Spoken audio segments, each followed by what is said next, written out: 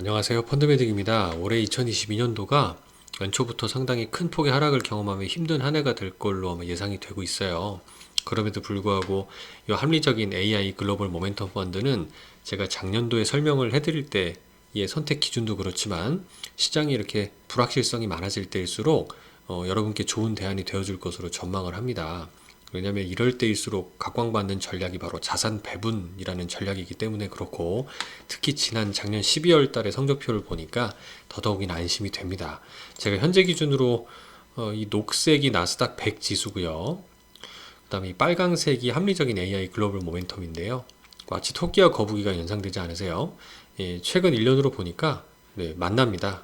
어떻게 만나냐면 거꾸로 만나고 역으로 나스닥보다 이 자산 배분이 오히려 더 성과가 위에 있죠. 1년 성과가.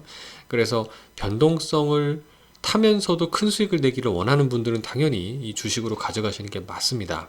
하지만 우리가 이런 시장의 국면, 그다음에 유동성의 움직임 등을 정확하게 알아내기 힘들죠. 이 부분은 기관 투자자들조차도 어렵게 느끼실 수 있는 영역이기 때문에 이렇게 자산 배분이 돼 있는 형태가 더디지만 그래도 뚜벅뚜벅 하나씩 쌓아갈 수 있는 좋은 방법일 수 있습니다. 여기 변동성도 확실히 적어 보이죠.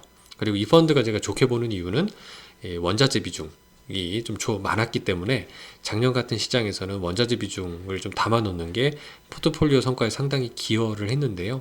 아마 올해도 그렇지 않을까라는 생각을 좀 가지고 있습니다.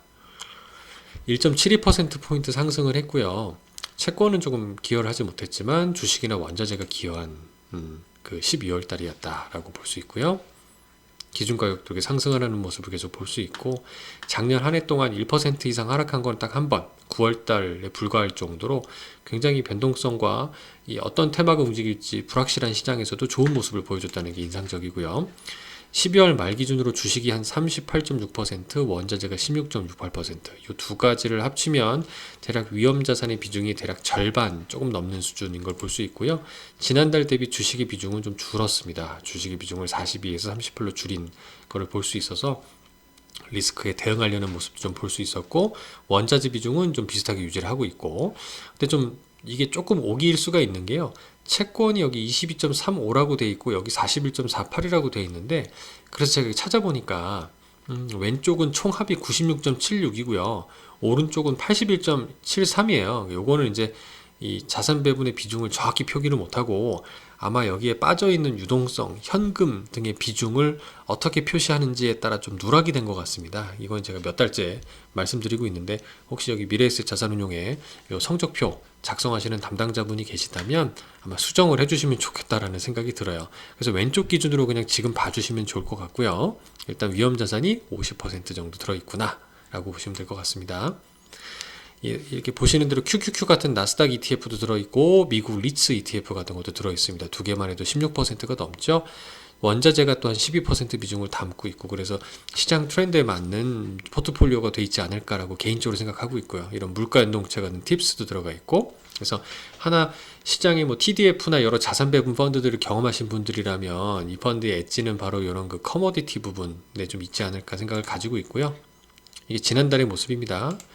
가장 상단에 이 DBC라고 하는 원자재 ETF가 있어서 저도 다른 국내 상장 ETF를 가지고 많이 말씀도 드려보고 하는데, 이런 것들을 한 군데 다 담고 있는, 그래서 ETF를 담고 있으면 EMP라고 얘기를 하잖아요.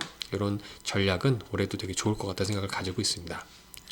12월 달의 모습은 인공지능이 일단 방어적 포트폴리오를 구성하고 있다라고 얘기를 하는 거고요.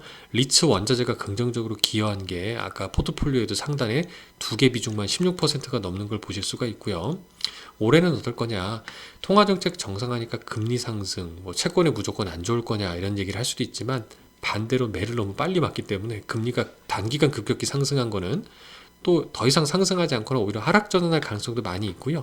스프레드 면에서 스프레드가 확대된 게 축소가 되면서 가격이 올라갈 수 있는 가능성도 연중에 아마 연 하반기로 갈수록 나타날 수도 있습니다. 그래서 일단 인공지능 모델이 그런 부분을 모멘텀을 가지고 시장의 흐름이 쫓아가는 걸 모멘텀이라고 하잖아요. 그런 그 모멘텀 부분을 어떻게 잡아갈지를 좀 계속 성적표를 통해서 좀 모니터링 하도록 하겠습니다.